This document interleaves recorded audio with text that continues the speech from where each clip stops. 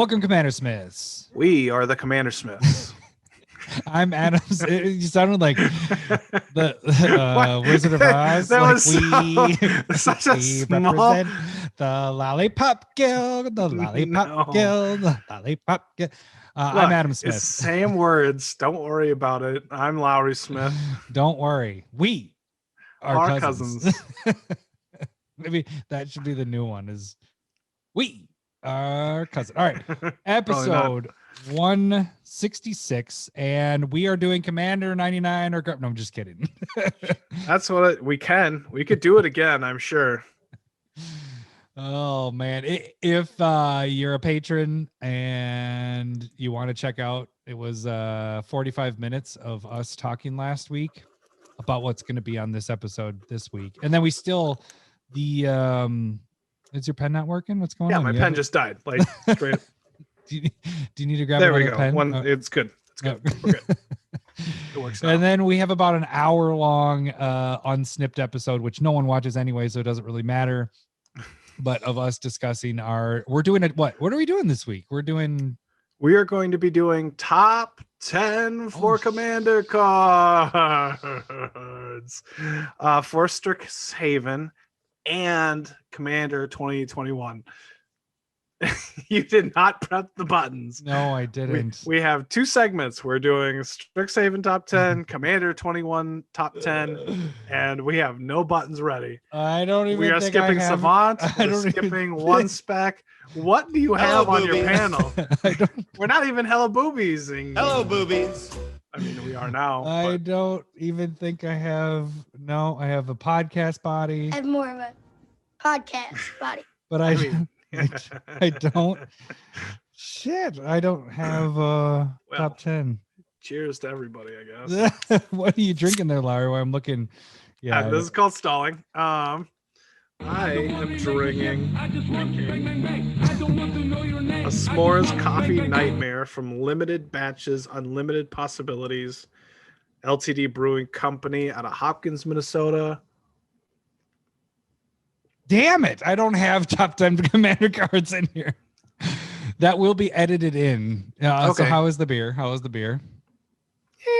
Yeah. It has a weird... Okay, it has a weird air feel. Like you can... I don't even know what that means. When you go to drink it, you get like some of the smell in your mouth. Can you smell with your mouth at all? I can. All right. But then it's in your mouth, and then you have the taste on your tongue as well. It has an air feel. Very nice. I'm on my second glass of honey whiskey, so this will be an interesting episode because it took us an hour to go through our top 10 stuff. Trashed. Double top 10. Trashed and trashed. Top 10 Commander cards. I went back to honey whiskey. Man, I can't drink those other whiskeys. They don't taste good, but this tastes very good. I mean, at least you tried. Yeah, I'm going to go with a no. I don't like this. Okay. I did get summer shandy. Is it summer shandy? That just popped up in the liquor store, so I just got some of that. Leinenkugels? Yeah, I like that. I like it as just a refreshing beer. Yeah, I mean, I liked it when I was 20. Oh. That's piss off. You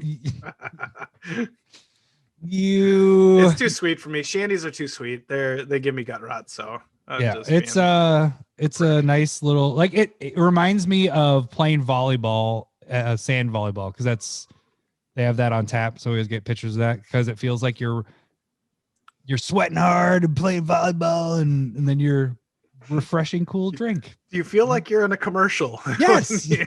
Okay.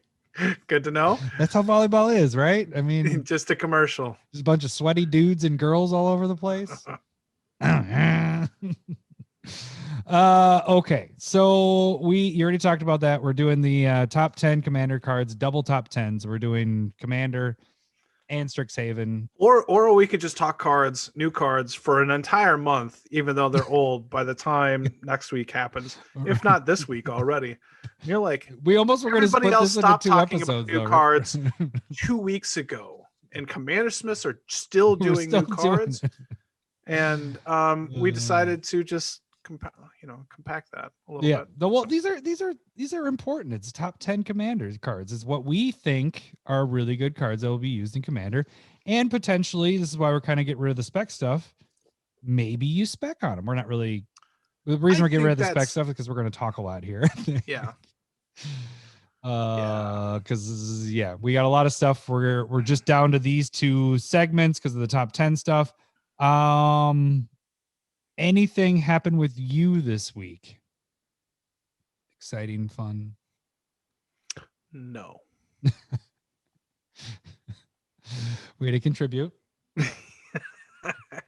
I mean, we're just working on getting the house ready to move.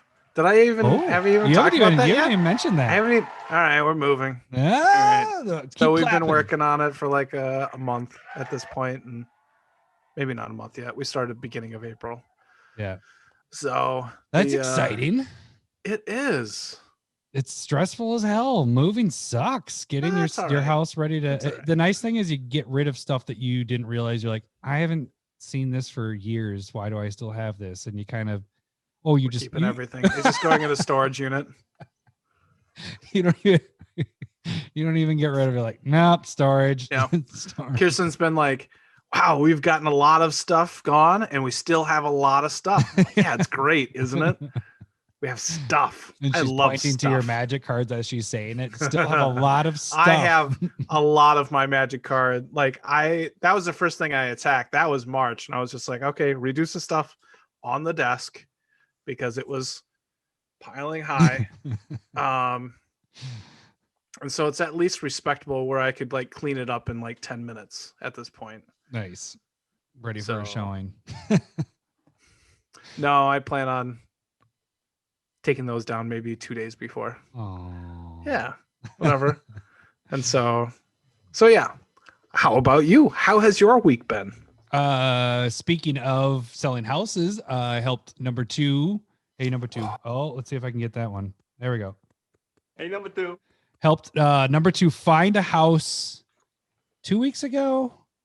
And man, the market's insane right now. It's freaking insane. And then we listed their house this last week and multiple offers and whatever. And I hope you're okay with this number 2 that I'm telling the world this. Well, maybe we cut that. Maybe we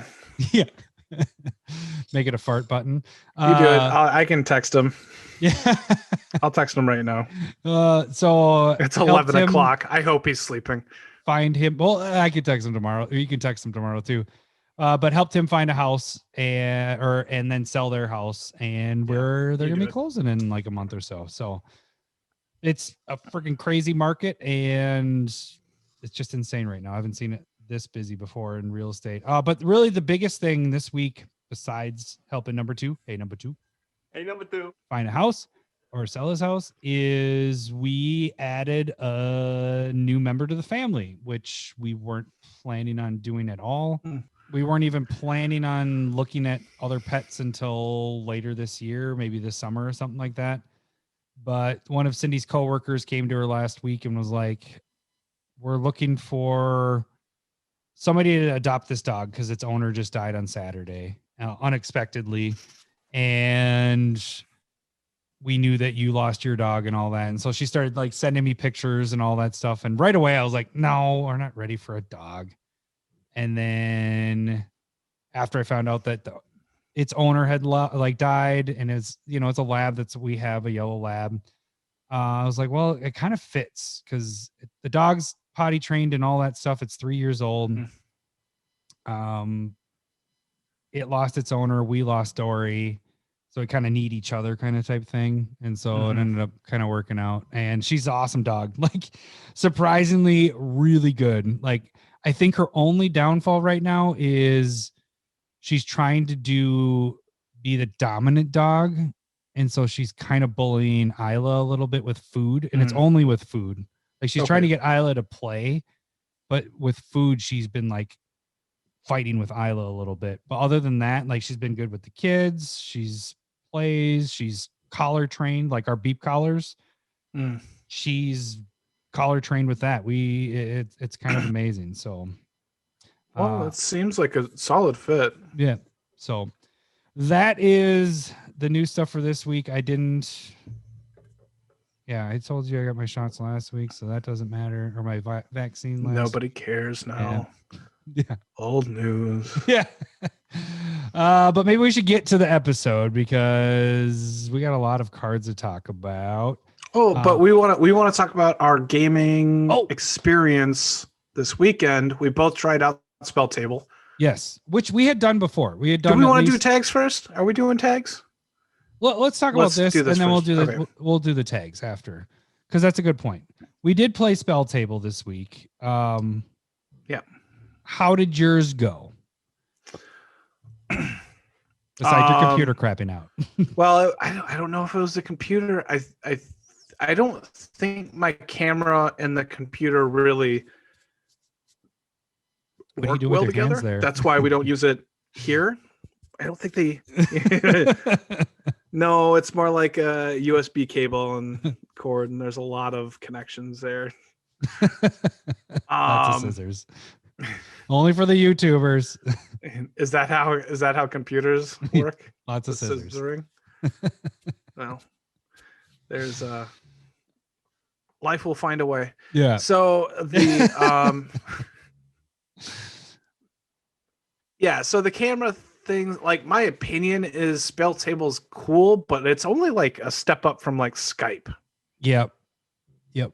Like just Skyping or Zooming. Why the fuck did I say Skype? I don't know, because that's what we've been Zooming the whole time, and you went to Skype. You made it a step down because you're like, Zoom is higher than Skype, but this is just a step. So it's in the in between from Skype and. So like, because for me and everybody that I was playing with, they're like, you're supposed to be able to scroll over the card and like click on it, and then it'll show up, very similar to Cockatrice, and that doesn't work. Nope. And for me, it takes forever, but that might be like processing from the computer or my internet speed or whatever. But it's never the card. Yeah. And so half the time I have to get the name and I had to type it in. And then you type it in. That is nice. That's where that step up above Zoom is, where you can like not be on your phone and just like type it in real quick. But okay.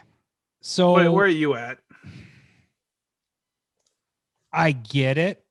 Why we have a lot of even patrons that love playing the Spelltable stuff. Because what they like the most is the customization stuff of like, here's my playmat, here's my cards, here's my alt art, here's my this, that, and this. You take all those out, and the aspect of playing Magic, it's worse. It's not as good as Cockatrice. And I love like that. This is the pluses. So I made a pluses and minuses. Like the pluses for Spelltable is the customs are great. You see other people's play mats and you're like, that's sweet. That's cool. I like that. You can see people's hands. Like I was playing with we always forget how to say it. It's crazy, whatever. The dude from Alaska. No, it's nasty. Charlie. Nasty. Yeah, that's right. His name is Charlie, but it's but with a C. Yeah. But nasty rules. He has sweet tattoos, and I was like, those are sweet. And I could see him on camera, and I was like, that's awesome. I feel like there's maybe more personality with that. You can see people's actual hands and what they're doing. And then there's a thing of holding your cards. Those are the only pluses. Like, honestly, like if you take the aspect of playing Magic, you got to turn off the light. It's a little bright on your face there, buddy. That's all right. Nobody will notice. The plane of Magic is a lot worse. It's a step down from Cockatrice. Like it's just fundamentally of being able to see what people have, being able to click on the cards like you can in person, kind of grab a person's card and see it. It's just not there. Like, and it depends on the quality of everybody's cameras. It depends on the person's setup. It depends on the person's lighting. It depends on the person's internet. It depends on the person's card sleeves. It depends on where your lights are facing. There are so many factors to make it an enjoyable play, like experience. Right. And there's so many factors that if one person's off, it sucks. So the last game we played, Gwen made a mistake because she didn't realize that what was my bit? Oh, I had the what's their nuts? The one whenever you play, you can look at the top card of your library. If it's a land card, you can play lands from top of your library. When the land comes into play, you gain a life. What's his name? It's Sylvan Curated or something like that. Is that right? You know what I'm talking about? The green card, whatever. Yes. I had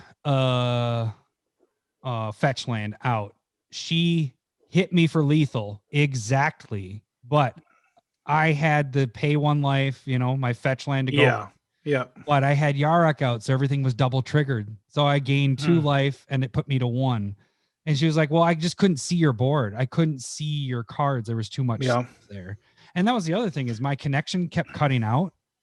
And like at one point I just had a black screen, and that's my fault, you know, or my internet connection. But that's the thing is that's what we were dealing with is like you said, I couldn't see a couple players what they had on the board. Like it was just a blur. Yeah. And then the camera that was used was Thor called it a potato. His board looked like a potato. It was all stretched out, all weird. But on other people's screens, they were saying it was fine.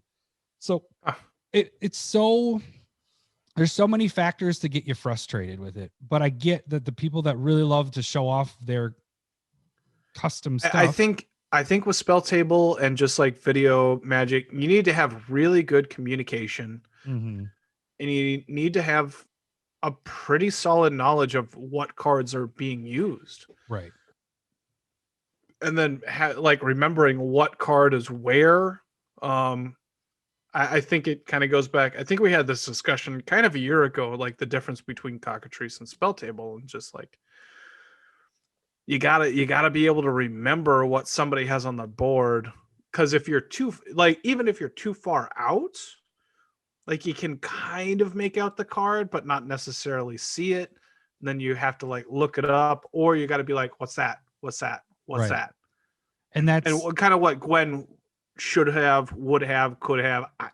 But that's so annoying. Right. And that's like, why not just be able to scroll over it and see it? And if they updated their ability to do that on Spelltable, much better. Right. And I'm not even taking into the account that I was using proxies and it wouldn't recognize my cards. The problem that it was having was my lights are not facing my board or at all. It hits my wall.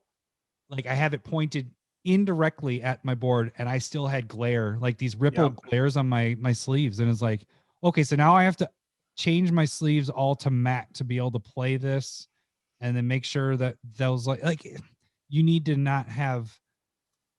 have enough lighting so they can see them, but you don't need too much lighting to make glare. Like there's just so many. It's a video production. Yeah. And I get it. We're all playing virtually, and this is a good step. But I will say, if you can get over the fact that Cockatrice looks like you're playing a 90s computer game, it runs so much better. I put that for being able to play virtually with people around the world, around the country.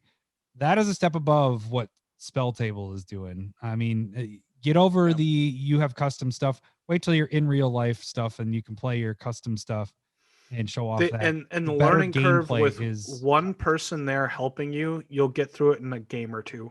Yeah. And then you got to figure it out. But yeah, I mean, and here I'll throw over to Cockatrice really quick. I had easy to see the board, can see every action, can see where things are going, who's attacking what every time that anybody does anything, looks at their library, looks at whatever, it shows you on the side. Its minuses are no custom mats, no custom cards, proxies. Seems outdated. I think that's the biggest thing for people is they see it and they go, dude, this looks like worse than Magic Online, but it functionally works amazing. Functionally it's just superior. Yeah. And you don't have the physical cards. So I like holding the cards. I do too.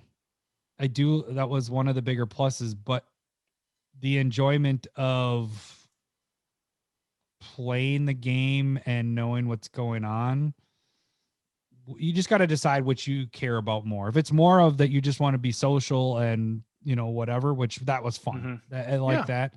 But it doesn't mean you can't do that with Cockatrice. So No.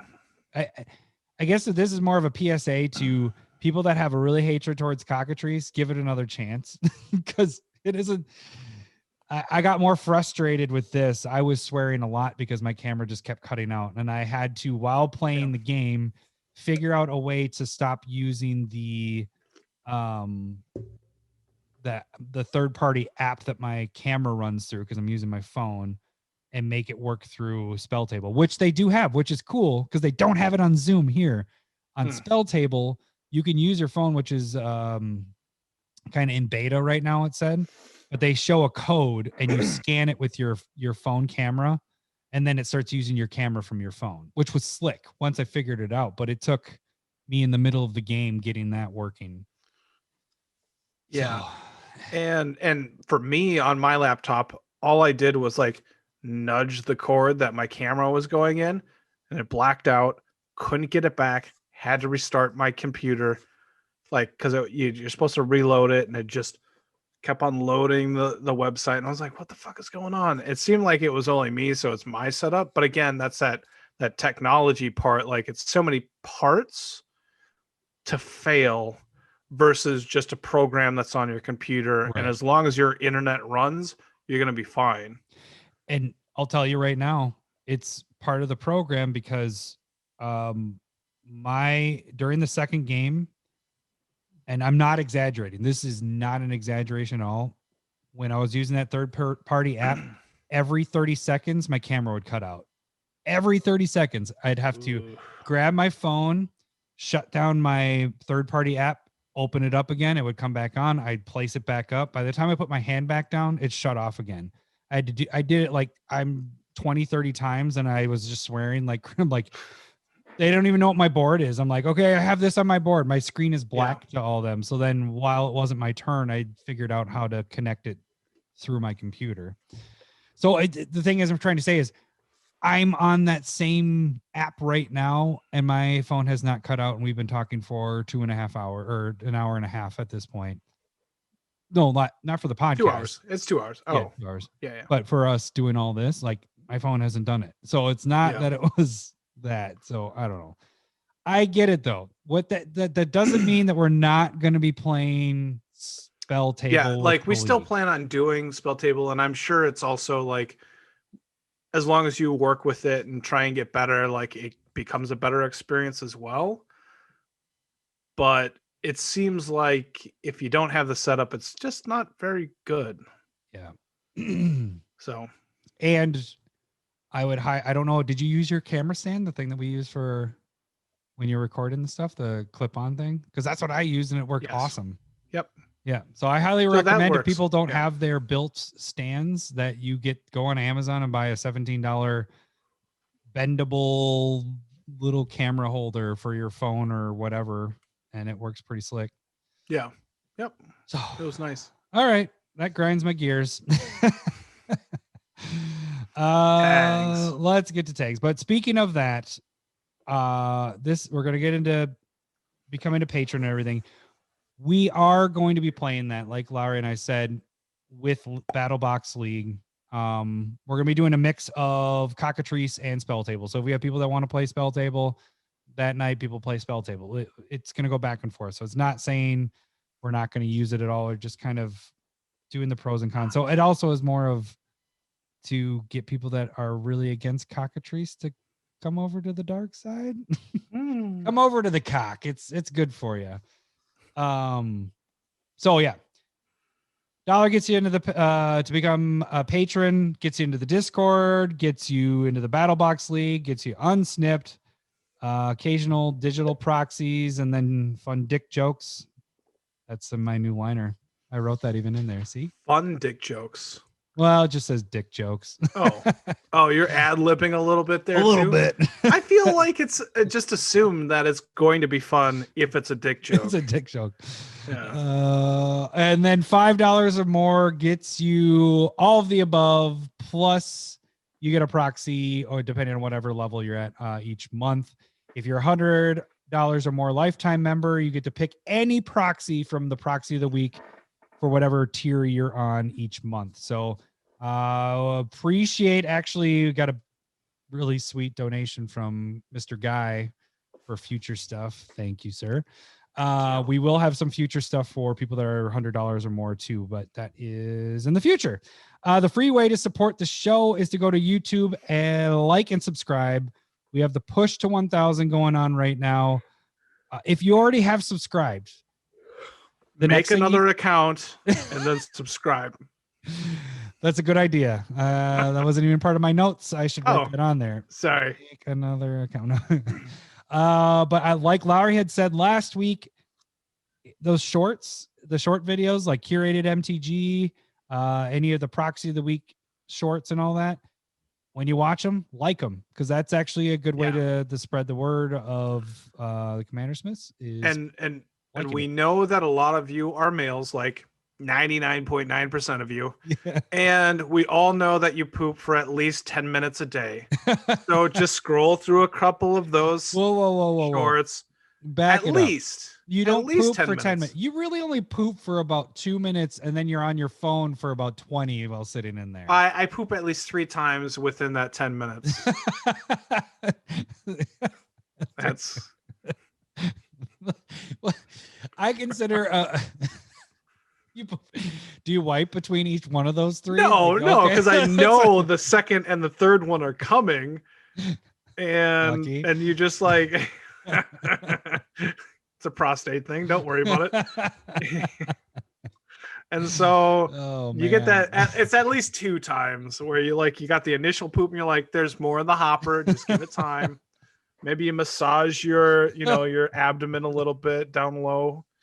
You're really good at getting our shorts for the podcast. Too early. I have to admit that I think like 75% of our shorts are your banters of just going off. It's pretty. Well, you think I'm funny, so you're funny as well, but you're biased. So all right, so 3 poops and 1 poop. Agreed. So if you're on there watching videos like we all are doing, put down your Yahtzee game. Yeah. And watch our videos watch some shorts. and like them. That's all you got to do. And that actually is what I think is shorts are so new that we don't even know how it gets spread, but I think likes might have something to do with it. Not sure. Speaking of Curated MTG, what was your Curated MTG today, actually, Monday? Book of Wrath. I had never seen that card before. Do you think it's good? It's one of those questionable ones. You're like, I just have to get a curated out here. No, I just thumb through. Yep. No, so it's 6 colorless for an artifact. That's and then the part you pay that's 2. That's the only. Yeah, that is definitely agreed. And so it's you pay 2 mana, pay 2 life, draw a card. So very similar to like Greed or Erebos effects, but it's an artifact, so it can go in those decks. Yeah. That need it. And so I was like, if you're putting this in like red white or something that needs that late game draw, this could be something to consider. And especially in like white, where you're going to have some random life gain shenanigans anyway. Yeah, it's not going to affect you probably nearly as much late game. And so it's something that I have put into Gadrak that I want to try out, because it's those decks that like run really efficiently, and then I run out of cards. It's like, well, now I'm fucked. Yeah. And so like I'm just more like, okay, well, 6 mana, or in Gadrak I can reanimate it and like make it a lot cheaper. And so it's something that I'm kind of playing around with right now, but I think it can be a good card in those colors that need it. I'll give you this. If and for the listeners out there, pay attention to these curateds that Lowry's doing, because I've made some money off of Lowry's curateds, because they are, I don't know if it's Meat Force Nation that is doing this, but the prices, I've just sold I only bought 2 or 3 of the Kirans, the ones that negotiations. Yeah. But I bought them in foil when they were cheap, and I tripled up on the value on those, just buying off of what Lowry says. Lowry's the new command zone. Nope. We have that kind of pull, you know, Yeah. hundreds and hundreds of thousands of views. We have and that kind of only- pull, but not that kind of quality. So no, it seems interesting. I had never seen the card before. I'm gonna pick up one because it's an old card. It's not gonna be printed again, obviously. But it's from the dark, the and Dark then it was in Chronicles. Chronicles. Yeah. So, But yeah, it's not good enough where they're gonna like clamor for it, but it's not bad enough to like never consider. right. I like that it's not a tap it and pay 2 life and draw a card. You know, Yeah. like it's nice that you can continuously do it. You know, so like you said, late game. Hey, I need to draw some cards. Boom, boom, boom, boom. Draw those up with paying 4 mana. Draw 2 cards. Yeah, I can dig it. So, and then we also had Proxy of the Week last week was Plateau. yes, the next installment of the Dual Land. So Plateau, actually Good. 2 different arts. So you have the original one, which is really fucking tough. I really wish they had Yeah, better. how did you do that? Uh, Because normally the old arts are really so like grainy and shitty. Yeah, low quality. So this one was more of the Google image I found was more of like a painting one. So it's not the actual from the card. It's like Okay. of that person that made it, their art. They must have sold at some point, and they had a picture on Google. So I was Okay. able to use that. So it's more of a, if you look close, it's more of a painting of that art, which is Okay. weird to say, but you can. Do you think see you could find it on Google Maps and it'd get better? What? I don't know. That's not even I'm a dad sorry. joke. That's just a bad I'm joke. sorry. It's good. Yeah. You said No, Google. it gets frustrating. I will say with the dual lands, I'm going to be kind of glad to be done with them for these because I've been trying to get at least one of the old school ones and I haven't been able to do it with every single one. But they just don't have the digital quality of those. They use either they're taking a picture of the card and putting it on Google and then it just looks like shit, or they just don't have anything. So but anyway, so that was last week's Proxy of the Week. We have every one of these podcasts. So if you're hearing us right now, you can watch us on YouTube. We have card previews, all that fun stuff. I try to add in little fun stuff in that. And then eventually we'll have League Game Championships on there. We recorded one. I just haven't had time to fucking do anything with it. Yeah. Yeah, I think that's probably a practice one. Might not go up. Yeah. Soon we will have spotlights, which will be really interesting because a lot of those the curateds will point to that. So Larry will pick out cards from his decks that he's building and kind of highlight those. I'm going to try and do it for this next time we do Spotlight. Sweet. So we'll see. And then we have a bunch more to come, but that's about it. We'll get off the videos. Twitter, Proxy of the Week is there. Not Sharing with Adam, Curated MTG, Mail Day, and you can direct message us there, or you can direct message us by emailing us at CommanderSmiths@gmail.com. All right. So since I can't really play a button, Larry, you want to do it? Top 10 Commander cards for which one Commander are we and doing? Strixhaven. Let's go with That was really Strixhaven. good because I'm going to plug in that. So, all right, what we are doing, we have these numbered from 10 to 1. We are going to go through the top 10 commander cards for the Strixhaven commander product, and then we will go through the top 10 commander cards of Strixhaven. What proper? Is that what we want to call it? Strixhaven set? No, Something? All right. I don't know. Well, there's Strixhaven. Well, Commander 2021. Oh, That's what I would call it. Let's do that. Commander 2021. And then, yeah. All right. So coming in at number 10, Larry. Which list did we choose? The Commander top 10. Okay. We're going to go with Dig Site Engineer. This is one of your favorites. It is. All right. Give me a second to look it up. I was going to say, I got to pull it up too. I was like, Larry, you want to read the card? Because I don't even have it pulled up. All right. I'm going to prepare myself and get the next one. So ready. it's a white, 2 colorless for a 3/3 dwarf artificer. And then whenever you cast an artifact spell, you may pay 2. If you do, create a 0/0 colorless construct artifact creature token that gets +1/+1 for each artifact creature you control. So it has like the Karn Urza token that it creates. I'm just thinking like those creatures tend to be pretty big, and white is playing enough artifacts that you can at least be using this consistently a couple times through a game. And I definitely have a deck that I very much want to put this in with my Glen deck. And I just think it's a card that can make a really big creature just by playing a small artifact. That's my thought. Like, just think about putting this in with like Mycosynth Lattice, and then you're just playing like artifacts, paying 2, and making a huge creature. Mm-hmm. So I think it has potential. And I think white plays around with artifacts enough that it's going to be used enough. I don't think it's just niche. I think the reason why it's at number 10 instead of being a little bit higher is it is hindering you a little bit by paying that extra 2. Yeah. But the thing that makes it really good is it's getting 1/1 for each artifact. You're not just getting a 1/1. Like at the very minimum, you're getting a 1/1. Yes. But every time you're making it'd be a another 2/2 one, because you're casting an artifact to create good point. it. So good you point. will have a 2/2. You know.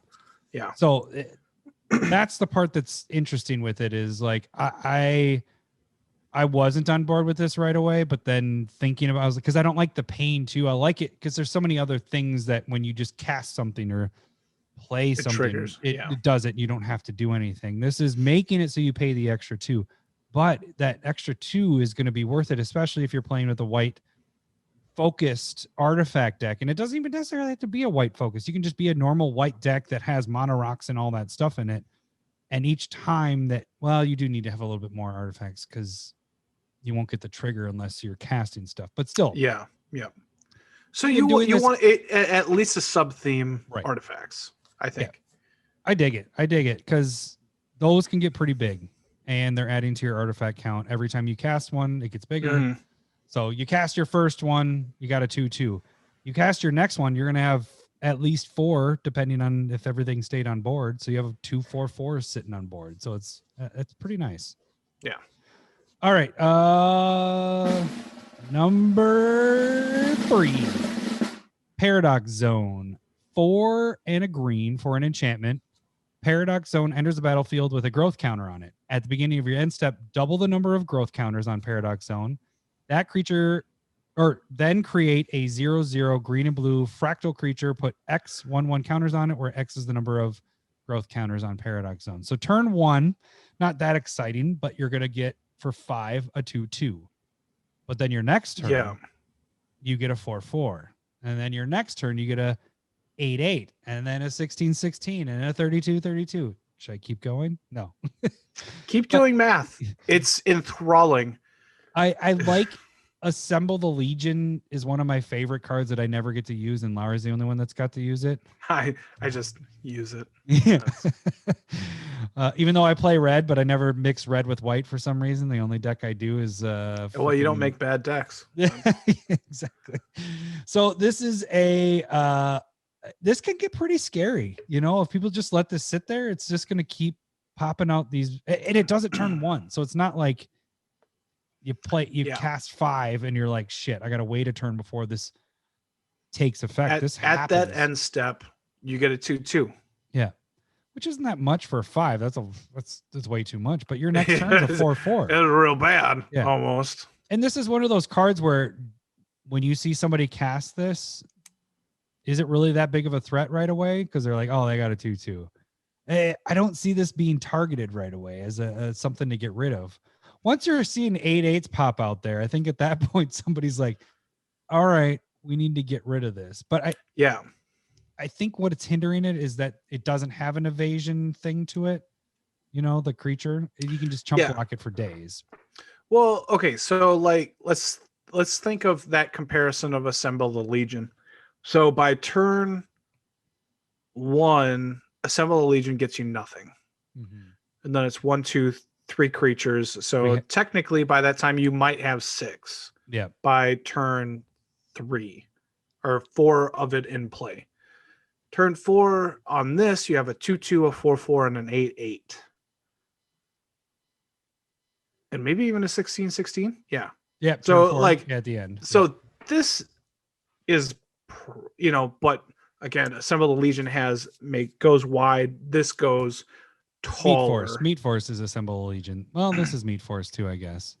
Yeah. But So it's bigger. I think they're used a little bit differently, but I do think like it gets powerful quick. Like Mhm. nobody, like you're saying, nobody cares really about a 4/4. You can relatively, deal with that. But then you start getting 8/8. Okay, I can chump block that for days. But then you gotta chump block the 16/16 for days. And don't forget, you still have a 2/2 and a 4/4 on the board. So I mean, those aren't just like gone; those are also still on the board. Each time it's getting bigger and bigger. So if you don't handle this at some point, yeah. So like if it's fine if it's in turn or in play like 2 turns, and then after that it just kind of gets out of hand. Yeah. And so this is quicker escalation than Assemble a Legion. And I will add in, it is monocolored, so it fits in more decks. Yes. Assemble, and that's the only reason I've been able to play Assemble Legion is because the only Boros type deck that I have is my equipment deck, which it really doesn't fit well with that because that's a Voltron type style. This is a green, just green, just goes in creature decks. What? Green creature decks? Who makes those? That doesn't ever happen. So yeah, I think this will be interesting. I'm excited to play this if I ever play green again. Oh wait, I am going to play green. Oh wait, does that work with the food guy? Because it's whenever a creature comes into play, you get a food token. No, I think that's non casting.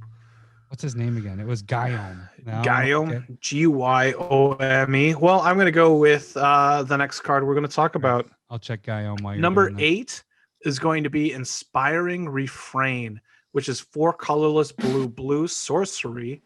You get to draw 2 cards and then exile Inspiring Refrain with 3 time counters on it. And then it has Suspend 3, 2 colorless and a blue, which is hopefully when you're casting this. And so every 3 turns you cast this, you draw 2 cards, and then it gets exiled with 3 suspend cards or suspend tokens on it. And it just seems like a really nice way to just consistently have a draw, like a draw engine to it. Yep. So I think late game, do you want to pay the 6? Probably. But if you get this early game, I would play this turn 3 all the time. For sure. Even though it doesn't do anything that turn 3. Well, yeah. Few turns it does do it. You draw 2 cards each time. Yeah. Really quick, the Gyome is non-token creature, so that would not work. Okay. Yeah. So it's not going in that deck. Or maybe and so now that I think I like this less than the 2 that we just talked about. Because because it's kind of boring. You already want to move on to the next one? Yeah. The thing is though, like whatever you want. The continuously coming back is always, that's really freaking nice, like the suspend. There we go. Brain farting. Yeah. How to exile it with 3 time counters. So like you said, turn 3, you're playing this. In 3 turns, you're drawing 2 cards. 3 turns after that, you're drawing 2 cards. It's just going to be a thing that it's going to do work over time. Now, yeah. I think it's going to do work, but like I think I was thinking it was 5 instead of 6 for the initial cast. Yeah, like 6 is a little high. Seems a little brutal just to get like 2 cards off of it. And so what's like best case scenario? How many turns are in a quick game or like, a powerful game? 10, 15, 10 to 15. Yeah. So at best you're going to have this drawing you 10 cards over the game, which isn't bad if you suspend this on turn 3. No, that's pretty damn good, right? So there. Like that sounds good, right? Right. But if you draw this like late game and you're like, okay, I got to pay 6 to draw 2 fucking cards. And that's all you're going to do because the game's probably going to be over in a couple turns. It's going to be over by the time it does it again. Bad. Yeah. So like, or you are doing the 3 and casting something else with it that turn, doing whatever and letting 3 turns from then. I don't know. Yeah. I think you're right. I think you're right though. I think it is an early game. It's better early game. Yeah. Maybe decent mid game, kind of bad late game. Yeah. Yeah. And I think that's kind of where it is. Yeah. I don't know if you caught it. I did the drum roll while you were explaining the card last time. I kind of heard it. To the next one. All right. Number 7, Blight Mound. This is 2 and a black for an enchantment. Attacking pests you control have 1/0 and menace, or get 1/0 and have menace. And then it says whenever a non-token creature you control dies, create a 1/1 black and green pest creature token with when this creature dies, you gain 1 life. So it's kind of nice with the sacrificing creature kind of deck. Yeah. You're gaining tokens from that, but also it's giving a little bump to those pests that you get. There's a little life gain splashed in there. Those pests have evasion. There's a lot going on with this card that doesn't seem like it's doing a lot, but it actually is doing quite a bit. Yeah, like if you play cards like Pawn of Ulamog, where like, yeah, I like this effect. And like just like when one of your creatures dies, you get another creature. That is pretty good. Mm-hmm. And then with the pest effect of gaining a life, that's also giving you that benefit. Like, would you play this card in your Teysa deck? I was just gonna say, yeah, I'm totally gonna play this in Teysa. Yeah. So like when a creature dies, you get to make 2 pests. When that pest dies, you get to gain 2 life. This is going directly in there because your creature tokens have vigilance and lifelink. So look at that with Also Teysa. true. You have your pests are getting 1/0, vigilance, lifelink, and menace. Like what? Yeah. On the attack. Yeah. And so this card seems really good. Mm-hmm. I see this going. What's the Blood Artist triggers too? That seems like cool right next to it too. Yeah. Any Any death trigger stuff? Yeah. Yeah, I think this card is going to be used quite a bit. Yep. All right. Number 6. Surge to Victory. Let me pull it up. It's 2 red, 4 colorless sorcery. You get to exile target instant or sorcery card from your graveyard. Creatures you control get +X/+0 until end of turn, where X is that card's mana value. Whenever a creature you control deals combat damage to a player this turn, copy the exiled card. You may cast that copy without paying its mana cost. So I fought for this card, and I think I love it. So it's like Red's Overrun a little bit, like sorcery speed, kind of high casting cost. But if you're exiling something of just like 4, give all your creatures +4/+0, and if any of them deal damage, you get to copy that spell. That seems crazy. Yeah, that's pretty nuts. That's the part that is exciting for me, is like just the thought of being able to like cast that multiple times. Yeah. And they're getting X/+0. The only reason why I was there's a couple things with it. The high casting cost of this, it needs to be higher, because if you're being able to cast your instant or sorcery, is it sorcery? It's both instant or sorcery. I think if you have an extra turn thing in there and you're attacking and somebody that just doesn't have creatures out, that can get brutal. Expropriate. Yeah, just all your creatures get +8 or 10 +0, and then you get to cast expropriate. You're basically killing one person. What's going on? That's game winning. My beef with it was there was like parts of it. It was like if it was less casting cost, it'd be fine, or if it was not a sorcery, it'd be kind of cool, or gave evasion. I think there's that variance that makes it like it could just be a dead card, not very good. Yeah. Like, is this something that you want to cast with a lightning bolt in your graveyard. Like all your creatures get +1/+0, and then if they deal Sweet. damage, you can deal 3 damage, damage to to any whatever target. you wanted. But yeah, I mean, is that I good could enough? see the potential. Probably not. I give you that. And I think that's why it's higher up on it. It's One of the cards you wouldn't let me put on the list. Think of Magma Opus. You get Which to card? put that card. You son of a. You know what I'm talking about. Is it? Put it into your graveyard, and you create a treasure, and it's 8 mana. So give all your creatures +8/+0, and then copying it deals like 4 damage, creates a 4/4, and does something else, and copy that a bunch of times. You're killing somebody. Come on. Magma. Lasers, freaking lasers on their head. Yeah. Magma. All right, fine. Uh, Fine. But they work perfect together. All right. What do you want? Cursed Mirror is number 5. It is, I'm going off of memory, red and 2 colorless for an artifact. It will tap for a red. When it comes into play, you may make it become a copy of target creature, any creature on the battlefield, and it gains haste until end of turn. Pretty sweet because you could play this early game as a mono rock for red, which is pretty sweet. Gets you your red there. Also gives you maybe a little bonus of something else that's on the battlefield. Mid game, late game could be amazing. You could play copy something that's killing everybody else on the board, or we had talked in on Snipped, as you had mentioned early game, you're copying an ETB because it's entering as a copy of that creature. It doesn't hit and then becomes a copy. It's you choose it as it comes in. Right? I think that's how that works. Well, now I got to pull it up. Damn it. As Cursed Mirror enters the battlefield. So it's becoming a copy of that, right? Yeah.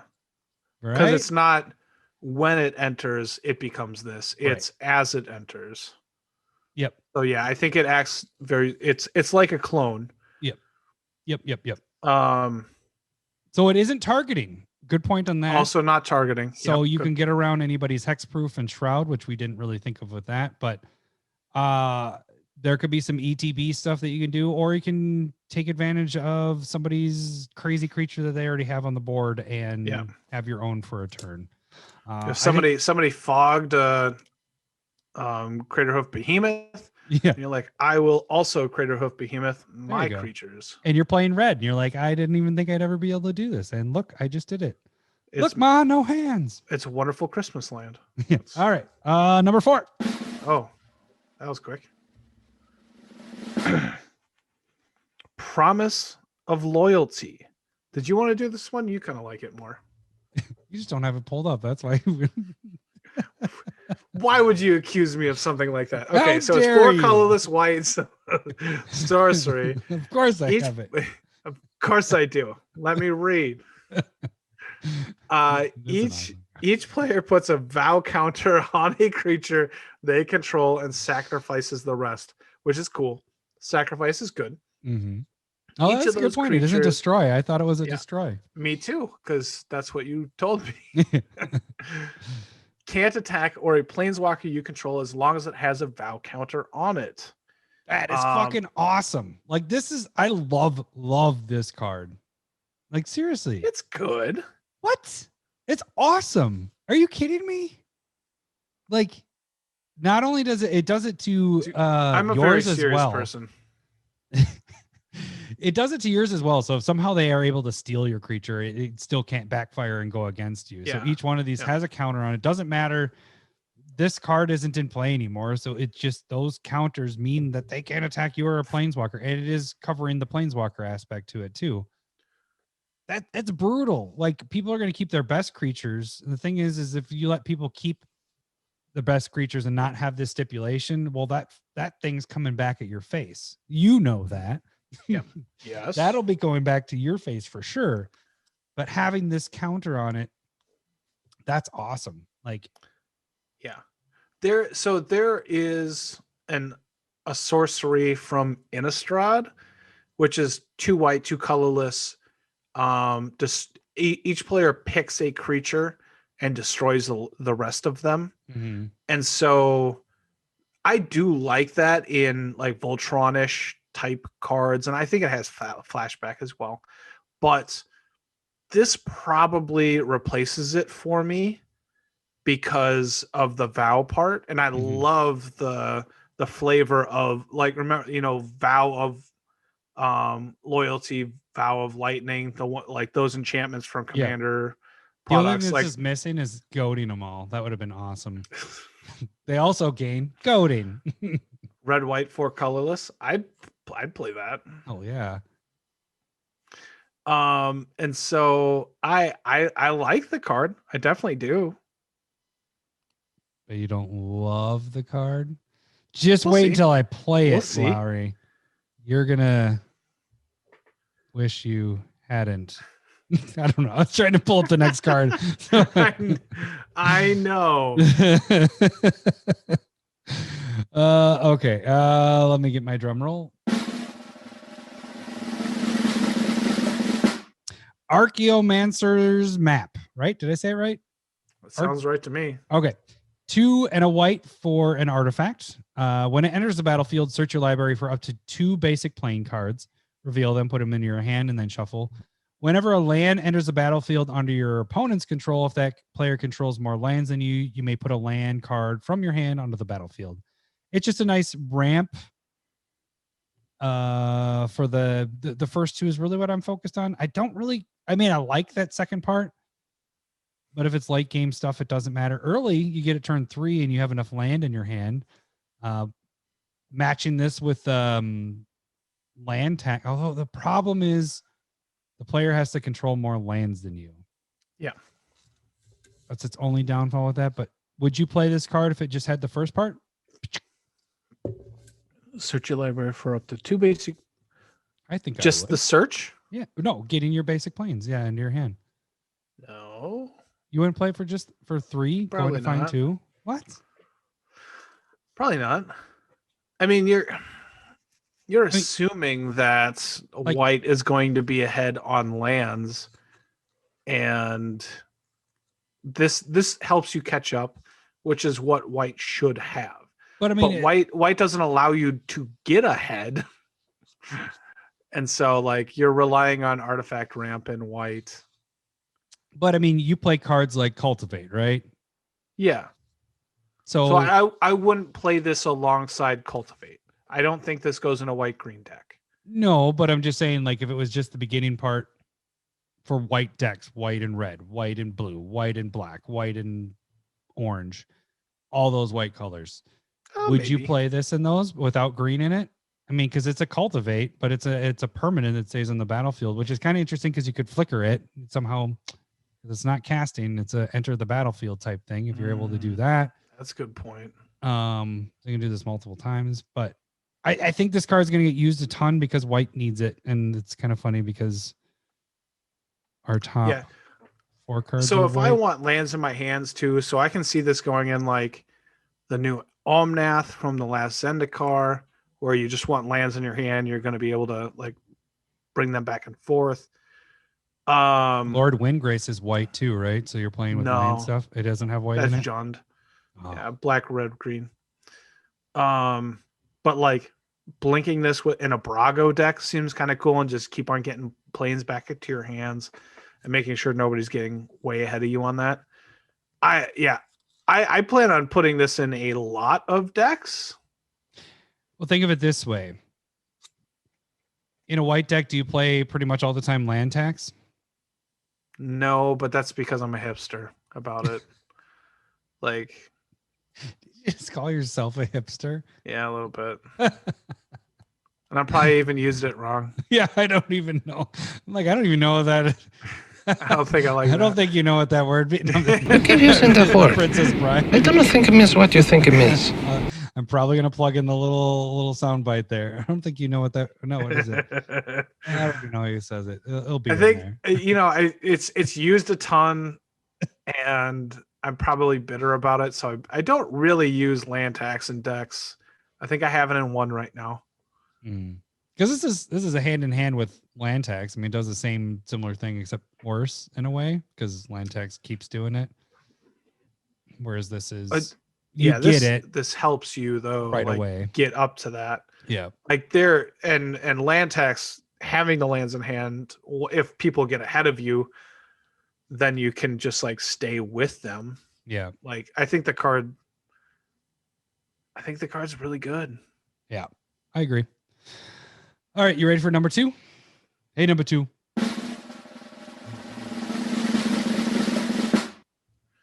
Ink Shield. This is 3 colorless, black white instant.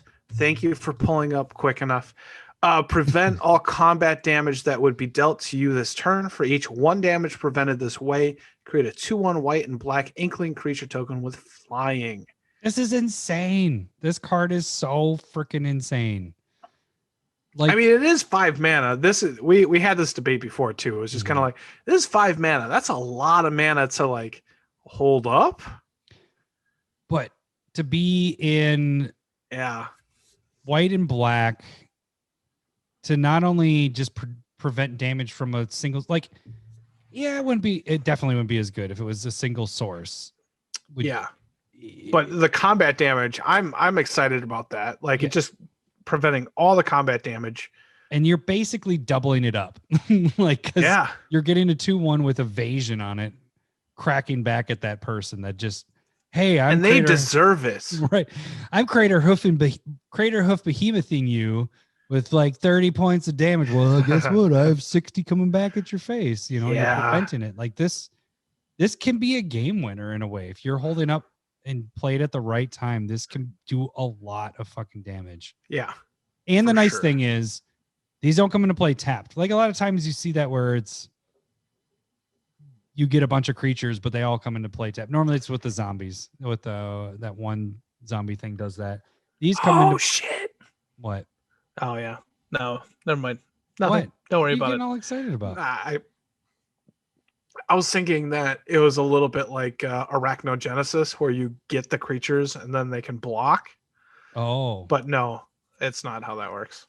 So okay. But yeah, so that's why that fits in our number 2 spot, because that is kind of a game winner. That's probably one of the better game winners. I think you got to set up people and know that it's coming a little bit. Because again, I'll say it for like a third time. 5 mana is a lot. But man, creating like you just those things there, setting that up, you just purposely all out attack and keep yourself open.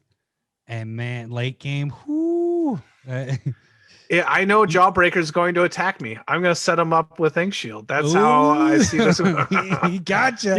You got him. He's coming for me. Yeah.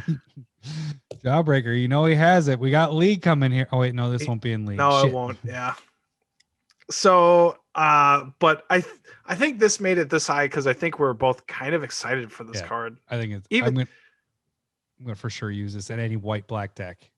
Yeah, and I think a similar card to compare it to would be like Comeuppance, because that's 4 mana and then like just deals damage from a source. Yeah. And it does a couple of different things, but I think that's probably the best comparison that I can think of. And that was white red, right? With the Comeuppance. No, that's just white, 3 colorless instant. Oh. Yeah, but I think like this instantly goes into a Layla, because then they're 3/1 flyers with a Layla in play. I think the card's really cool. Number 1. It's not what you think it is. You guys are completely wrong. It's not going to be monologue tax. We have something else that is on the list, and it is Cunning Rhetoric. No, just kidding. A card that you and I argued. We have talked about that the most we did. out of any cards, because we spent like 5-10 minutes on that last week too. On I know. I tried to use the fact that it was on Fast Finance and them talking about how good it was to my part of my argument. It still didn't work on you. Monologue tax is our number 1, obviously. The funny thing is they didn't think this one that is that great. I'm like, fuck you. This is an awesome card. This is 2 and a white for an enchantment. And whenever an opponent casts their second spell each turn, you create a treasure token. It's simple. I don't think we need to go really that in depth with it. It just seems more like a fixed Smothering Tithe in a way. Yes. It's Yep. what Smothering Tithe probably should have been instead of what it is. Yes. But it's really good. Like it isn't broken in that you're getting a crap ton of treasure tokens and people are drawing. You're only going to get it one time unless two players are drawing or casting Off two the same spells spell, on. yeah. But it just seems like a more fair card, but that doesn't mean that it's not bad or that it's like a bad card. It's just more fair. It's only a 3-drop for that. This is going in pretty much every white deck, don't you think? I mean, it kind of hinders people from casting spells. Just an overall good card. Well, I think you hit it on the head. Like it's just a fair version of that card. Yeah, Smothering Tithe. I can tell you it's like leaning in. So I like it. I think it goes in every deck that Smothering Tithe is going in. Mm-hmm. Which every white deck has Smothering Tithe in. It's not as annoying. So I think we can probably ban Smothering Tithe at this point. Yeah, I'm down. And just be happy. Yeah, I'm down. It's funny because I made this as a proxy 2 weeks ago, and I started to make it as the digi token, and then I realized this doesn't need a digi token. It just says it on the card. You don't need to remind people, do you want to pay something? Do you want? It's just you're the one that's paying attention. You got to pay attention to it. Yep. So then I turned it into a proxy instead. So. All right, let's move on to top 10 Commander cards. All right, let me do number 10 so you can get the number 1 on this one. All right, so let me pull this up here. Solve the equation. I'm doing number 10. You aren't supposed to do number 10, or you want me You're to? right. I'm sorry. I literally was like, let me do number 10, and then you. How about, okay, so one thing that we want to talk about for Strixhaven commander cards, there are some pretty solid removal cards for honorable mention. And so there's a red-white one, a black-white one, and another black-white one. That's all I'm going to say. Yeah, that's how I feel at this point. Adam's getting enough to drink right now, so I'm sorry. Solve the equation. Oh wait, no, just go ahead. There's a bunch of removal, right? That's what you were saying for our honorable mention stuff. So honorable mentions, but they're boring. So, all right, so going on. Solve the equation is kind of actually boring too, but it's a good card. So it's 2 and a blue for a sorcery. Yep. Search your library for an instant or sorcery card, reveal it, put it in your hand, then shuffle. So it's uncommon. It's gets you an answer, doesn't go to the top of your library. It's at sorcery speed, so you can't be tricksy on other people's turns, but you do it on your turn, you get the answer that you need, and you move on. Yeah. This is Enlightened card Tutor. We're never going to play because it's a tutor. Yeah. It's Enlightened Tutor for white. It is Fabricate for artifacts, but we get this for instant and sorceries. It's $3 right now on Card Kingdom. It's long term. It's probably a $4 or $5 card. And what is it doing? Toot. Thank you. That's all that matters. So that is our number 10. It's good. It's good. People are going to use it. We aren't going to use it that often, but it is going to be used in Commander, so it deserves to be there. All right. Number 9. Lowry's favorites. Reconstruct history. Yeah, I'm lucky I got this one on here. 2 colorless red-white sorcery. Return up to 1 target artifact. Return up to 1 target enchantment. Return up to 1 target instant. Or return up to 1 target sorcery. And return up to 1 target planeswalker card from your graveyard to your hand. That's a lot of different card types that potentially is in your graveyard. Only thing we're missing are creatures and lands. So everything else, you're returning shit. It's good mid-late game. Yes. Unless you're playing against Bruvac, like you're going to need to go through your deck and play a game, and then it just kind of like brings all the stuff that you played and liked and right back to your hand, and it's up to, so it doesn't have to only be Right. one of each. You can choose. There's 5 here, so I think if you hit just like 3 of those, I think you're golden. But I think Planeswalker is probably going to be the hardest one to be hitting on a consistent basis. Yeah. But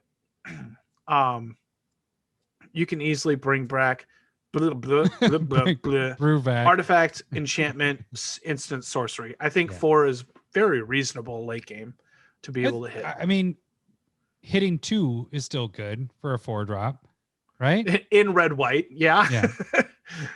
I think that's the big thing, is just like, it's really good in red white. Mm-hmm. I don't, if this was blue black, would I play this? Yeah. I mean, those colors lend themselves to be able to mill a little bit better too. Yeah. So I still like it. I like this card a lot. Number 8, Augmenter. Is it Pugilist? Pugilist? It's a pug. Pugilist. Pugilist. 1 and 2 green.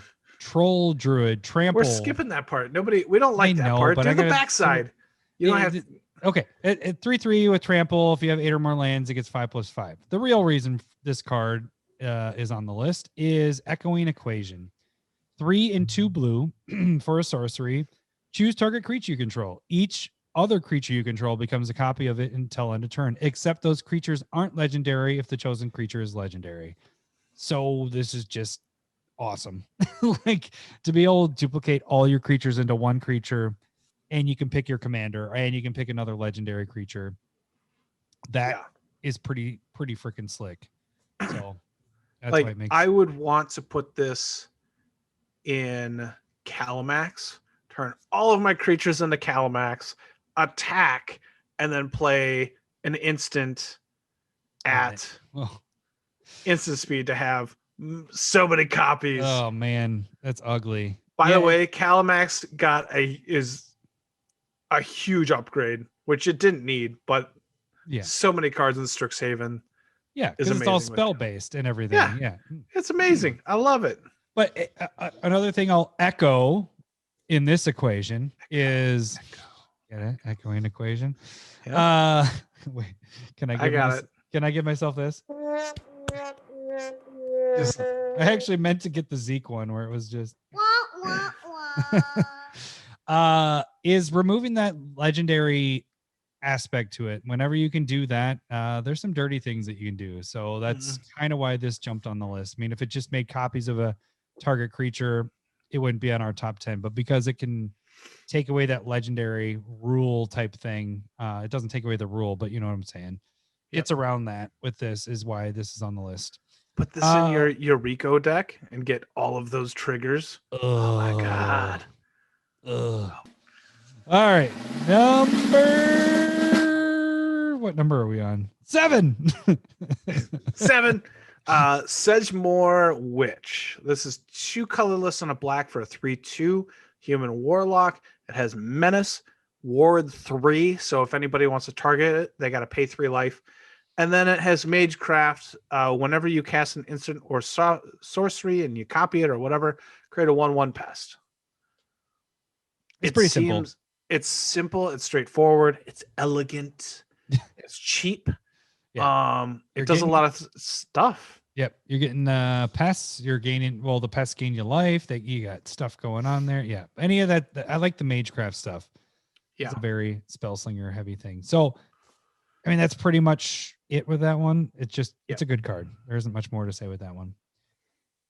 Number 6, Blot Out the Sky.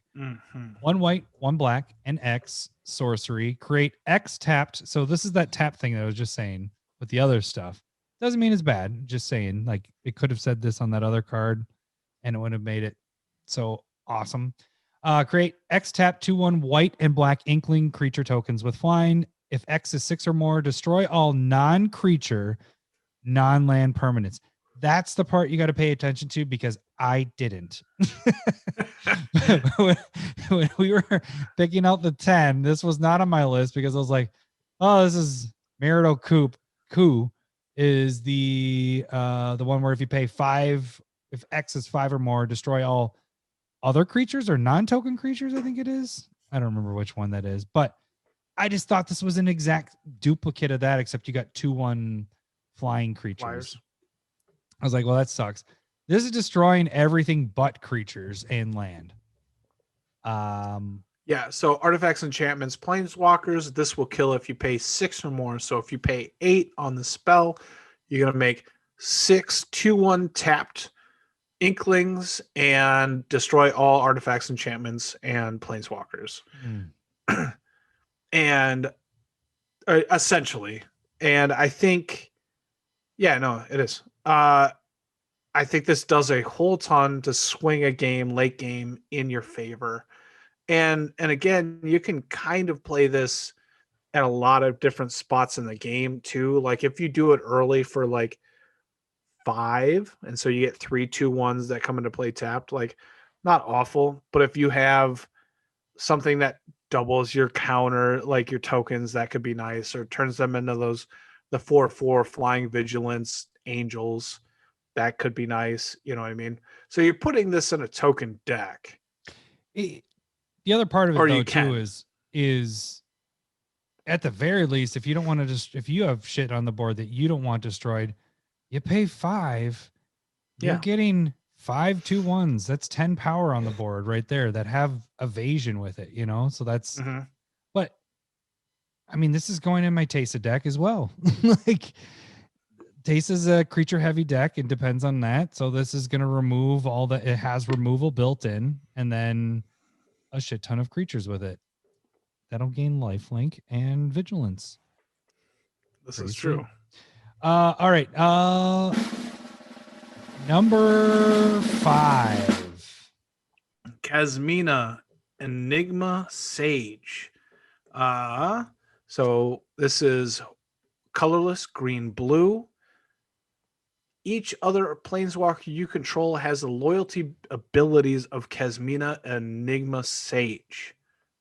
Everything else, +2 is Scry 1. Comes into play with 2 loyalty counters. So Scry for 2. -X to create a fractal token. Then you can -8 it. Search your library for an instant or sorcery card that shares a color with this planeswalker. Exile it. You can cast it. The big thing with this is the each other planeswalker control has the loyalty abilities of her. And you really like this card? I do. I do. Explain why. Because one, it makes the War of the Spark planeswalkers amazing. Yes. Because the ones, especially the uncommon ones and the rare ones that pretty much only minus or have just playing with your beard, is that I'm floofing it. Explain to me. So it makes those pretty amazing. What is the what's her nuts? The is it Kasmina as well? Her probably doesn't have nuts. Isn't it Kasmina? The white one or the blue one? No. I mean, yeah, it has a blue one. The one from War of the Spark. Yeah. Gives everything ward 2 at this point, and then you can -2 it to create a 2/2 and then draw a card, discard a card. The Enigma Mentor spells your opponent's. Yeah, okay. Ward. Okay, I see how you did that. You got the ward mixed in there. I like it. Yeah. Ward is an awesome mechanic. Yeah, that's how everything should be from now on. Yeah. So the other part of it is one of our favorite cards is Teferi, Master of Time. Being able to do her +2 ability on everybody's turn. You play, if you had this in play, or you play them both at the same time. Yeah. Teferi, by the time he comes around to your turn, you're able to take 2 extra turns at that point. Pretty much the game's over. If you're able to get all the way around, you're going to be 2 extra turns. You +2 them again, +2 them again, +2. Like, it's just, yeah. Because during those extra turns, you can +2 them. Yeah. 5 by the time it's not your turn. Then you can 6, do 7, it on somebody else's 8, turn. 9, 10, 11, then it comes back to you again. Yeah, it's just continuous every Yeah. So I don't know. The making the War of the Spark Planeswalkers that only minus more usable is pretty sweet with this. Yeah. One of the reasons why it's further, not necessarily further down, I mean, it's still number 5, but is how often are you playing very heavy Planeswalker decks without playing like a Super Friends type of deck? Yeah. So it just depends on kind of your meta with that. I just dig it with, I'm probably going to play those a little bit more. These are going to go hand in hand with those if I'm playing them. But it has to be a green blue. All right. Number 4, I should have pulled up. Let's see if I can do it off memory. Ecological appreciation. So this one is 1 green, 2 colorless, X. Is it sorcery, right? Sorcery? Yes. Yep. And then you can search for your graveyard or your library for up to 4 creatures with X or less mana costs. Yeah. An opponent chooses 2 of those that gets reshuffled in your library, and the other 2 go into the battlefield. Right? Yeah. Sweet. I wasn't reading. Sorry. That's what it does. Okay. Yeah, that sounds right. Shuffle your library. Yep. And then you got to exile it. So this seems pretty damn good. Like, I don't even know what part of the game, all parts of the game. Like early on, maybe you go search for mono ramping. Birds of creatures. Paradise, Llanowar Elves, the rip-off Llanowar Elves, and not Finehorn elves. Finhorn Elves. Finhorn elves. Yeah, we can do that. Yeah. So you That just go. seems You get like 2 that's mono rocks off of that. That's not bad for paying 4 to get 2 mono dorks. rocks. Yeah, I don't hate it. Yeah. But then late I game mean, I don't love it. could be crazy late game. I think this can do some serious work in Commander.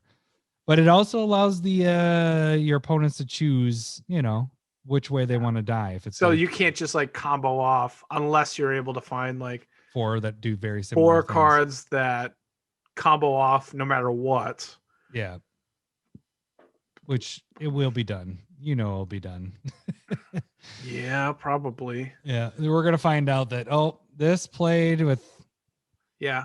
Always pick Kiki Jiki to get rid of. How about that? All right. Let's move on. Number 3. Oh, that's a lot of okay. I'm not gonna be able to bullshit my way through a Professor Onyx. You can try. Uh, I know what the beginning stuff does. There we go. All right, Professor Onyx, 4 colorless black. Static ability is Magecraft. Whenever you cast a spell or copy it, each opponent loses 2 life, you gain 2 life, which is Awesome by Chain of itself. Smog and Infinite Win. Or you can +1 it. You lose 1 life. Look at the top 3 cards of your library. Put 1 of them into your hand. I'm starting to slur a little bit. And then 2 into your graveyard. Or -3. Each opponent sacrifices a creature with the greatest power among creatures that player controls, which is a white effect in Tithe. And then -8. Each opponent may discard a card. If they don't, they lose 3 life. Repeat this process 6 more times. Oh, Croaks is gonna love her. Yeah, that's on theme right there. Oh, everything 6 about it is so Croaksa 7 right total. there. So they're losing life either way. Yeah, that's insane. That's a This good is such card. okay, but it's her Magecraft. The static ability is good by itself. The +1 is good by itself. Like those 2 are fine. Like you pay 1 life, you draw a card. Mm-hmm. Pay 1 life, draw a card, and you're just pumping her up. And Well, I think that's more than drawing a card too, because you're cards into picking your 3, graveyard. and then recursion. Yeah, If you're a Lowry, yeah. And that's where I would put it. Me lately. Yeah, Except I play red and there's no recursion, so it's fine. you're having more fun, right? Yeah. So this card is pretty sick. I really like her. I think the only thing holding her back is the 6, but that's probably what she needs to be at this. Because Yeah, this is a game ender. Like, Yeah. do you I would put this on some pretty big levels, right? Mm. Of it's a game ender with like Chain of Smog. It's kind of can control it. Each opponent sacrificing their biggest creature is pretty nice for And -3. Yeah, and it's not affecting you too, which you Yeah. could see that she's done that before with affecting everybody, but yeah, just the opponents. So I think this is appropriately costed. Yeah. And it's very powerful. Yep. All right. Number 2. Oh, that's me. Shit. Oh, this one's easy. Yes. Except I don't know the casting cost of it. So it's Archmage. It's 2 blue, 2 colorless. Archmage Emeritus. So That it's sounds right. 2 blue, 2 colors for a wizard something. What is she? Mage? I should probably Wizard pull it up. mage. Probably human. Human. Basically, this has Magecraft, and every time you cast an instant or sorcery spell, draw a card. So Yep. it's Beast Whisperer, but for spells instead of creatures. Very Which is- straightforward. It's just good, and that's why it's number 2. Hey, number 2. Anything else you want to say about it? Another card going into Calamax. Oh my god. Oh my god. Number 1. Wandering Archaic. Oh, this card. So I'm only going to read the front side because that's the only side you should be playing. backside sucks. 5 colorless. It is a 4/4 avatar. Whenever an opponent casts an instant or sorcery spell, you may pay 2. No, they may pay 2. They may pay 2. If they don't, you may copy that spell. You may choose new targets for the copy. Oh man, this hinders so many people, and it's What? colorless. It doesn't hinder. It just makes you amazing. Well, I'm just saying, like, this is gonna make people think twice about. Oh shit, I can't cast this turn because I don't want a copy of this one coming out because that would suck. Like, Well, I mean, expropriate. but it's Like, also something really cool of like politics too. It's like, okay, I'm not going That's to a kill good your point. creature. I'm going to kill their creature. How about you choose not my creature? that's a good point. Also, like it can really bring down that king Yeah, that's at the table. I think that's a really good point. There's a lot of different things. Be like, hey, I'm not going to pay this 2, and I'm drawing 2 cards off of this. I'm going to let you draw 2 cards as well. We're searching for removal or a bomb to try and take down. I'm going to one demonic person. tutor to search for the game to end that. Oh. You can also get yeah, I like that. This card's going to be used so much. Like, seriously, I think so. I Yeah. want to get a lot of these. I just want the price to go. I don't want this to go way up.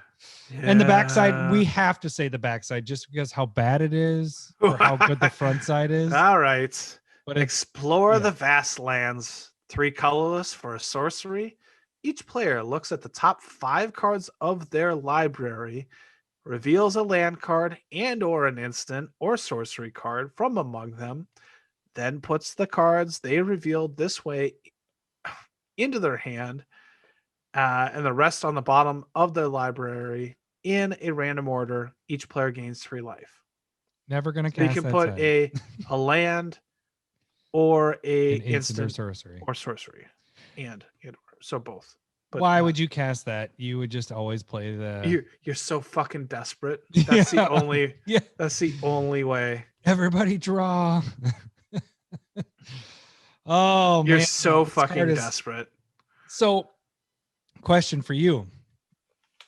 This is our kind of first one that's a colorless that can go in every deck that kind of does a sweet effect to it. Yeah. How often is this going in your decks? Like, is this Oh, jeez. because think of this Smothering Tithe? Not Smothering Tithe. When do you think you're going to make a proxy of this? Very soon. I was And trying to don't make a make a proxy of the back. Fuck that side. Just just the because you've front. never proxied an Yeah. MDFC, have you? No, not those, but I have Okay. done double-sided stuff before. Yeah. Like the planeswalker just- ones that are creature and then flip over to a planeswalker. Yeah, fuck this backside. Just make the front. That's a good point. And then it's going to go in a ton of my decks. Because I honestly, it might go in every single deck just to, because this is dependent upon other players. So this is like really does not matter about your deck. It's just kind of like that Yeah. Smothering Tithe, that Rhystic Study type thing. Because you play a blue deck, does Rhystic Study always make it in blue deck? Like that's just in there, right? Well, it has the land tax effect for me. That's your hipster part. That's my hipster. But Thanks the for funny bringing thing that is, up again. you were the only one that I knew playing that back in the day, and now Yeah. that everybody's playing it, you're like, "Fuck That's yeah." Okay, so I used hipster appropriately with Rhystic Study here. I used to play it because it was really good. Now that everybody else is doing, I'm like, I'm better. I'm too good for Rhystic Study. I used hipster. I look down at you, You Rhystic used Studiers. hipster better. I use Rhystic Study when I need it. So like if it's one of those cards where like if I don't have enough draw in a deck that is heavy theme and I have a lot of stuff that's going on, then I'll put it. Like Rhystic Study doesn't go in a Glen deck that's drawing 4 or 5 cards a turn. But if and I don't even use it in Calamax either. So it's just one of those where it's just like I got a blue deck, I got a theme that I got going on, but I need a little bit more draw. Yeah. So Discard. might just go on everything. I know. I think it's chaotic enough, like where you don't really know what's going to be happening. So like, do you start just like if this goes in every deck that you're playing against, do you sideboard and start playing pacts so that like at their upkeep they have to pay like black 2 colorless or they lose the game? Is that how you counteract this? They die before you do. Yeah. It'd be funny if they don't. Oh, it's a dang May it. It's a copy. you may. Dang, I Fuck. was like, it'd be funny if it wasn't a you may. You just set it up. Yeah, Like, you just have to copy it. Yeah, both with read it at the being a same May. time. All Yeah. right, doesn't work. It'd be nice if you could get rid of that. Can they? So how do you how do you even make a fight card against that? says- yeah, I don't know. We're gonna see this card a lot. It's gonna be the Smothering Tithe. It's gonna be the Hull Breacher. God, I've seen Hull Breacher so much now. Fucking Hull Breacher. Sweet, ban it. All right. Well, that is our double top 10. We're an hour and 30 in. I think we're good to. I'm glad we cut our 2 consistent segments. Yep. But we'll be back next week. We'll have some. We'll have those back. And we have some other stuff planned. We're finally getting off of Strixhaven, and our league starts this week. So I think I forgot to mention that league starts this week. So if you aren't a patron or a member of the Discord and you want to play, get in there. $1 gets you in. And then if you haven't, you just need to get a box. That's all you got to do. So, all right. Well, that should do it for this week. We will catch you guys next week. Thanks for listening. See ya. Bye. I love boobs. I'm I talking missed that. tatas. Thank you. I love boobs. I'm bonkers for honkers. I love boobs. Thanks for the memories. I love boobs.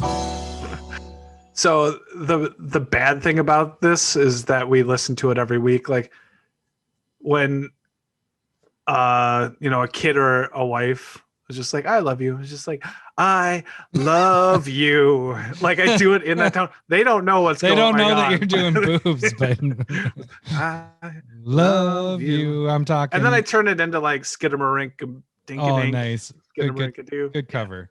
Yeah. Yep.